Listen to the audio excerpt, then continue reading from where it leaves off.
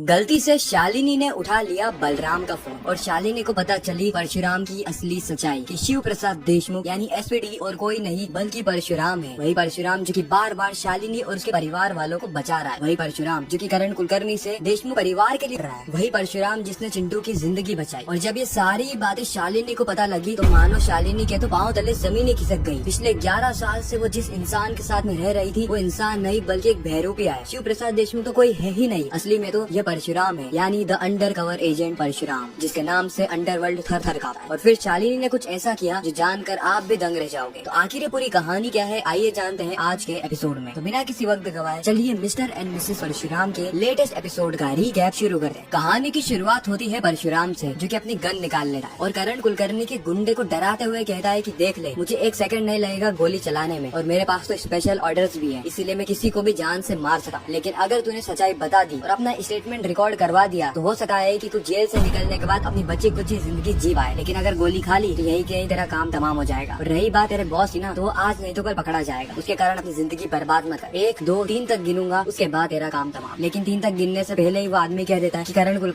कुलकर्णी ने मुझे परिवार के घर पे भेजा था, उस परिवार वालों को जान से मारने के लिए। इस वक्त परशुराम कहता है कि बहुत बढ़िया, अभी के अभी अपना स्टेटमेंट रिकॉर्ड करवा। बलराम इसका स्टेटमेंट रिकॉर्ड कर। इस और हम देखते हैं करण कुलकर्णी को, जिससे मिलने के लिए स्वयं भार्गवी आई होती है। बहुत समय के बाद, या फिर हम कहें कि पहली बार भार्गवी और करण कुलकर्णी का आमना सामना हो रहा है। इस वक्त आराध्या भार्गवी को घर के अंदर लेकर आती है और कहती है कि पापा देखो आपसे कौन मिलने आया है। भार्गवी का चेहरा देखकर ही करण कुलकर्णी मुंह फेर लेता है और कहता है कि अगर ये केस के सिलसिले में यहाँ पर किसी से कोई भी बात करने के लिए आई है ना, तो इसे अभी के अभी घर से जाने को कह दो आराध्या, क्योंकि मुझे केस के सिलसिले में किसी से कोई बात करनी ही नहीं है। जब तक मेरा कबीर जेल से बाहर नहीं आ जाता तब तक करण कुलकर्णी किसी से बातचीत नहीं करेगा। उसी वक्त भार्गवी कहती है कि आपने पहले ही कबीर की जिंदगी बर्बाद कर दी है, उसे अपने ऐसा क्रिमिनल बना के, लेकिन अब कम से कम उन 2 बच्चों की जिंदगी तो बर्बाद मत करो। करण कुलकर्णी कहता है कि किन बच्चों की बात कर रही हो तुम? उसी वक्त भार्गवी कहती है हर्षित और रिद्धि, यानी चिंटू और पीहू की जिंदगी बर्बाद मत करो, उन दोनों को स्कूल में पढ़ने दो, वो उस स्कूल में पढ़ना चाहते हैं और उन दोनों बेचारों का इस पूरे ही केस से क्या लेना देना। करण कुलकर्णी कहता है कि लेना देना है, उन दोनों का इस केस से लेना देना है, खासकर उस हर्षित यानी चिंटू का, क्योंकि वह चिंटू परशुराम को बहुत अच्छे से जानता है। उसने परशुराम का चेहरा भी देखा है और कितनी बार वो परशुराम से मिला भी है। परशुराम केवल और केवल उस चिंटू को ही बचाने के लिए आ रहा है, लेकिन फिर भी वह चिंटू हमें परशुराम की सच्चाई नहीं बता रहा। एक बार परशुराम की सच्चाई मुझे पता लग गई ना, उसके बाद मैं अपने बेटे कबीर कुलकर्णी को जेल से बाहर निकाल कर रहूंगा। एक बार परशुराम की मौत हो गई, उसके बाद तो शालिनी के परिवार को कोई बचा ही नहीं सकता। भार्गवी कहती कि करण कुलकर्णी तुम्हारे अंदर अभी भी वही गुंडागर्दी है। ये बात याद रखना कि लंका तो रावण की भी जली थी, तुम क्या चीज हो करण कुलकर्णी। करण कुलकर्णी को इस वक्त बहुत ज्यादा गुस्सा आता है, इतना तक गुस्सा आता है कि वो भार्गवी पे हाथ तक उठाने वाला होता है, लेकिन आराध्या हाथ को पकड़ लेती है। यह देखकर करण कुलकर्णी कहता है कि आराध्या यह क्या बदतमीजी है। आराध्या कहती है कि प्लीज प्लीज आप दोनों झगड़िए मत, ये समय एक दूसरे से झगड़ने का नहीं है बल्कि एक दूसरे के साथ खड़े रहने का है। करण कुलकर्णी कहता है कि मुझे इस औरत की बिल्कुल भी जरूरत नहीं, इसे अभी के अभी यहाँ से निकाल दो, क्योंकि ये यहाँ पर शिव प्रसाद देशमुख की वकील बनकर आई है, शालिनी की वकील बनकर आई है, चिंटू और पीहू की वकील बनकर आई है। जिस दिन ये इस घर में कबीर की माँ बनकर आएगी ना, उस दिन इसका मैं वेलकम करूंगा। अरे इसकी आरती उतारूंगा, इसके स्वागत में फूल बरसाऊंगा। लेकिन अभी अभी इसे यहाँ से निकल जाने को कह दो आराध्या, क्योंकि मैं इसे 1 सेकंड और बर्दाश्त नहीं कर सकता, क्योंकि इस औरत ने कबीर को अपनी माँ का प्यार नहीं दिया, अपने माँ के फर्ज से ये भाग गई। उसी वक्त भार्गवी कहती है कि मैं भागी नहीं थी, बल्कि मुझसे मेरा बेटा छीन लिया गया। उस रात को पिस्तौल की नोक पर मुझसे मेरे बेटे को छीन लिया गया और उसी दिन वो करण कुलकर्णी जो कि मेरा पति था वो मेरे लिए मर गया और करण कुलकर्णी द गैंगस्टर का जन्म हुआ। खैर मुझे यहाँ पे और कोई भी बात नहीं करनी, मैं तो केवल इतना कहने आई थी कि अगर अगली बार मेरे स्कूल में पढ़ रहे बच्चों को डराने धमकाने की कोशिश करी या फिर अपने गुंडे भिजवा कर स्कूल का माहौल बिगाड़ने की कोशिश करी, यह भार्गवी का असली रूप देखने को मिलेगा। एक औरत लक्ष्मी जी भी होती है और दुर्गा जी भी, इसीलिए मैं चेतावनी देने आई हूँ कि भार्गवी का दुर्गा वाला रूप आपको ना देखने को मिले। इतना कहकर भार्गवी वहाँ से जा रही होती है, लेकिन आराध्या भार्गवी को जाने नहीं देती है, उसके सामने जाकर हाथ जोड़ लेती है और कहती है कि प्लीज आप मत जाइए ना, यहाँ पर हम सभी को आपकी जरूरत है। उसी वक्त भार्गवी कहती है कि कबीर को आते ही मैं अपने घर ले जाऊंगी, उसे माँ का प्यार दूंगी और इस करण कुलकर्णी से दूर रखूंगी, ताकि वो असली में कबीर बन पाए, भार्गवी का बेटा बन पाए, ना कि करण कुलकर्णी का बेटा। इतना कहकर भार्गवी वहाँ से चली जाती है। इस तरफ करण कुलकर्णी को आता है परशुराम का कॉल, जहाँ पे परशुराम करण कुलकर्णी को बता रहा होता है कि करण कुलकर्णी के द्वारा भेजे गए वह 2 गुंडे अब स्पेशल ब्रांच वालों की निगरानी में, और इतना ही नहीं बल्कि उन 2 में से एक ने तो स्टेटमेंट भी दे दिया है और अब करण कुलकर्णी के खिलाफ परशुराम के पास सबूत भी है, जिससे कि करण कुलकर्णी को जेल की सलाखों के पीछे भिजवा सकता है। लेकिन परशुराम यहाँ पे सिर्फ यह कहने के लिए करण कुलकर्णी को कॉल नहीं करता है, बल्कि वह करण कुलकर्णी से कहता है कि करण कुलकर्णी तुम आत्मसमर्पण कर दो, क्योंकि अगर तुम आत्मसमर्पण कर दोगे तो तुम्हारी सजा थोड़ी सी कम हो जाएगी, लेकिन अगर आत्मसमर्पण नहीं करोगे तो फिर तुम्हारी जिंदगी नर्क बन जाए। करण कुलकर्णी कहता है कि चुप हो जाओ, तुम्हें शायद पता नहीं है कि तुम किससे बात कर रहे हो। दी करण कुलकर्णी से एक फोन में मैं तुम्हारा सस्पेंड करवा सकता हूँ, लेकिन एक बार मुझे तुम्हारा असली नाम बताओ, तुम हो कौन, तुम दिखते कैसे हो, तुम्हें मैं छोड़ूंगा नहीं, बिल्कुल भी नहीं छोड़ूंगा। परशुराम कहता है कि फिर वही फालतू बात है, तुम्हें छोड़ूंगा नहीं, एक बार पकड़ के तो बताओ, आपको तो जेल होकर रहेगी मिस्टर करण कुलकर्णी। करण कुलकर्णी कहता है कि कुछ नहीं होगा मुझे और न ही मेरे बेटे को, क्योंकि मैं अपने बेटे को जेल की सलाखों से बाहर निकाल कर रहूंगा। परशुराम कहता है कि अच्छा कैसे निकालेंगे। करण कुलकर्णी कहता है कि ध्यान से सुनो, कल कोर्ट की हियरिंग है और कल के दिन जब शालिनी अपने बच्चों के साथ कोर्ट के अंदर जा रही होगी, उसी वक्त मेरे आदमी लोग उसे शूट कर देंगे, क्योंकि वहाँ पर चारों ही तरफ करण कुलकर्णी के गुंडों का पहरा है। बस वहाँ पे बचेगा तो शिव प्रसाद देशमुख, वो भी उन तीनों की चिता को आग देने के लिए, यानी शालिनी, उसके दोनों बेटे और बेटी यानी चिंटू और पीहू की चिता पर आग देने। और उस वक्त तुम रहोगे परशुराम, उस वक्त तुम रहोगे। इतना कहकर करण कुलकर्णी कॉल को काट देता है। इस वक्त परशुराम थोड़ा सा टेंशन में आ जाता है कि आखिर करण कुलकर्णी ने क्या कह दिया। इसके पास पहले से ही पूरा प्लान बनकर रेडी है। वहाँ पे शीतल भी आएगी, वहाँ पे बब्बर भी आएगा, सारे ही लोग एक साथ, यानी ये कोर्ट के बाहर कुरुक्षेत्र का मैदान बना दे। लेकिन इस बार कुरुक्षेत्र में हर बार की तरह कृष्ण की टीम की विजय होगी, यानी परशुराम जीत जाएगा। इतना कहकर परशुराम और बलराम दोनों ही दही बड़े खाने के लिए चले जाते। खैर दही बड़े खाने के बाद रात को परशुराम अपने घर की तरफ लौटा है शिव प्रसाद देशमुख बनकर, लेकिन घर का गेट खुला हुआ था। इस वक्त शिव प्रसाद को थोड़ा शक होता है, क्योंकि आज से पहले तो कभी घर का गेट खुला नहीं रहा। वो गेट खोलता है तो चारों तरफ अंधेरा होता है। वो आवाज लगाता है, चिंटू, पीहू, शालिनी कहाँ हो सब, लेकिन सामने से कोई भी जवाब नहीं आता। शिव प्रसाद देशमुख थोड़ा चमक जाता है, थोड़ा अलर्ट हो जाता है। उसे ऐसा लगता है कि कहीं ऐसा तो नहीं कि करण कुलकर्णी ने अपने गुंडे यहाँ पर भिजवा दिए हो, लेकिन उससे पहले मुझे घर को चेक करना होगा। और अचानक से लाइट्स ऑन हो जाती है। शिव प्रसाद देशमुख चारों ही तरफ गर्दन घुमाता है। इससे पता चलता है कि चिंटू, पीहू और शालिनी ने मिलकर उसके बर्थडे की प्लानिंग कर रखी है, बर्थडे की डेकोरेशन कर रखी है। ये देखकर सबसे पहले तो शिव प्रसाद देशमुख चैन की सांस लेता है और उसके बाद कहता है कि इन सारी चीजों की क्या जरूरत है शालिनी, बचे तो बच्चे, तुम भी बच्ची बन गई। शालिनी कहती है कि मैं अपने पतिदेव के लिए थोड़ी सी सजावट भी नहीं कर सकती क्या। उसके बाद हम देखते हैं कि शिव प्रसाद देशमुख की आंखें भर आती है। उससे याद आता है कि मिशन के अलावा उसका एक परिवार भी है, उसके परिवार वालों के सपने भी है और उसकी जिंदगी भी है। उसके बाद शिव प्रसाद देशमुख केक को काटता है। केक काटने के बाद ये सभी लोग बहुत ज्यादा खुश होते हैं। इस परिवार के साथ आने वाले समय में बहुत कुछ घटने वाला है, लेकिन हाल फिलहाल में ये अपनी खुशियाँ मना रहे होते हैं। लेकिन अचानक से ही फोन की रिंग बजती है। चिंटू कहता है कि जरूर नानी जी का फोन होगा, क्योंकि पापा को नानी जी का फोन ही आता है बर्थडे के दिन उन्हें विश करने के लिए। मैं उनसे बात कर लेता हूँ। यहाँ पे परशुराम से बहुत बड़ी लापरवाही हो जाती है और वह लापरवाही ये थी कि वह चिंटू को फोन उठाने देता है, ये जानते हुए कि वह एक स्पेशल एजेंट है और उसको कई सारे लोगों के फोन आ सके, धमकी देने वालों के, यहाँ तक कि प्रधानमंत्री का भी फोन आ सका। लेकिन फिर भी वो अपने बेटे चिंटू को फोन उठाने देता। जैसे चिंटू फोन उठाता है, सामने बात कर रही होती है शीतल। शीतल कहती है कि मैं तुम्हें छोड़ूंगी नहीं, कल का दिन तुम्हारे लिए आखिरी दिन होगा, इसीलिए अपना आखिरी बर्थडे मना लो परशुराम। कल के